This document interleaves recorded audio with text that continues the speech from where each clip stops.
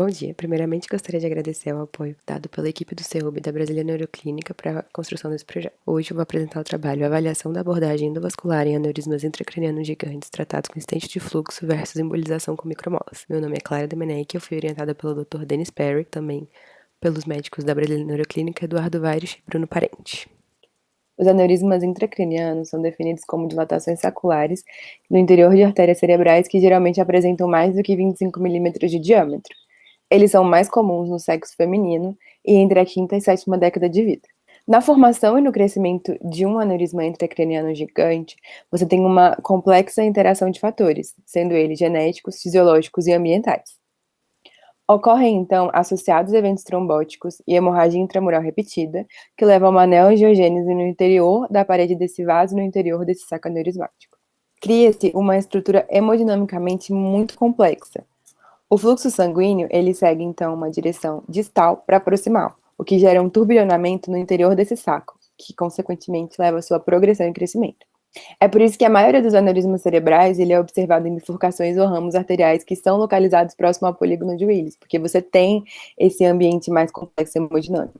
Com esse crescimento mais progressivo, de acordo com o International Study of Ruptured Intracranial Aneurysms, o risco de ruptura de um aneurisma intracraniano gigante ele pode chegar até 50% em 5 anos.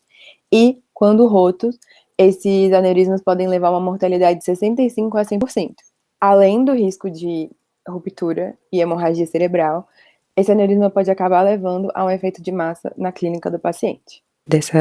Uma observação clínica desse crescimento contínuo do aneurisma intracraniano gigante é a clínica de efeito de massa. E algumas dessas manifestações foram observadas no nosso projeto, como a diminuição da acuidade visual, disfunção hipotalâmica, disfunção da motricidade ocular, hidrocefalia, neuragias e síndrome de frontalização. Como dito anteriormente, todos esses são devido a alguma compressão ou do nervo óptico, ou do fluxo licórico, ou do lobo frontal. Dentre as abordagens terapêuticas de um aneurisma intracraniano gigante, tem-se a microcirurgia em que você pode clipar a artéria parenteral ou técnicas endovasculares. A escolha ela vai ser sempre individual, de acordo com as características do aneurisma e de cada paciente, o que torna, então, o tratamento particularmente desafiador. A microcirurgia ela vai ser um pouco mais desafiadora porque você pode ter mais riscos de ruptura e de hemorragia, além de um pós e pré-operatório um pouco mais complicado. Já as técnicas endovasculares elas podem apresentar um custo econômico social mais interessante, porque elas apresentam menor tempo de internação hospitalar e em UTI, além de diminuição dos cuidados intensivos, tempo de anestesia inferior e uma reabilitação muito melhor para o paciente. Dentre as técnicas endovasculares foram avaliadas duas, estente de fluxo e a embolização com micromolas. Dessa maneira, o estudo objetivou avaliar a melhora clínica de aneurismas intracranianos gigantes com o uso dessas técnicas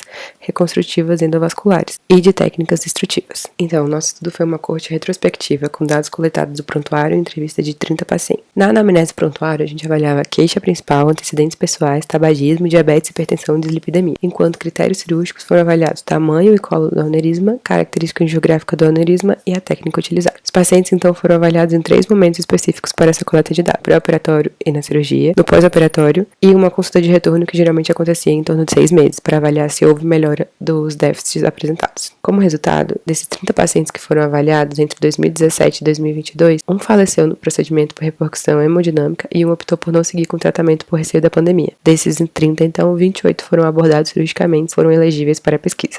Dos 28 pacientes, então, 26 eram do gênero feminino e 2 do gênero masculino, com idade média de 60,4 anos, sendo que 57,14% eram hipertensos e faziam acompanhamento ambulatorial prévio, 82% tinham diagnóstico de diabetes mellitus, 64% tinham dislipidemia e 64% também eram tabagistas de longa data. Dentre os dados clínicos, o sintoma mais relatado foi a cefaleia, em 17 pacientes. 8 pacientes apresentaram comprometimento do nervo óptico com hipoacuidade visual ou turvação visual, 4 pacientes do nervo óculo-motor com diminuição da movimentação ocular, um paciente do nervo troclear com estrabismo divergente, um paciente do nervo trigêmeo com diminuição da sensibilidade facial, 4 pacientes do nervo abducente com comprometimento da movimentação do músculo reto lateral, da movimentação extraocular, um paciente relatou hemiplegia, 2, 5, 1, afasia, 1, convulsão e 3 tiveram rebaixamento do nível de consciência. Lembrando que, nesse caso, um paciente podia apresentar mais de um sintoma. Todos os pacientes, então, foram submetidos a tratamento cirúrgico, sendo que um deles foi tratado com microcirurgia, 14 foram tratados com oclusão do saco aneurismático com micromolas e 13 foram tratados com estente de fluxo. Desses 28, não teve nenhuma complicação transoperatória. No segmento de 6 meses desses 28 pacientes, 16 foram avaliados com angiotomografia computadorizada, porque era o único recurso disponível no hospital, sendo que desses 16, 15 apresentaram cura radiológica com oclusão total do aneurisma. Os demais 12 pacientes foram submetidos a angiografia de controle com 6 meses, sendo que desses 12, 10 obtiveram uma cura radiológica, um permaneceu com remanescente aneurismático e um teve que ser reabordado, uma posterior cura radiológica quando foi associado estente micromola.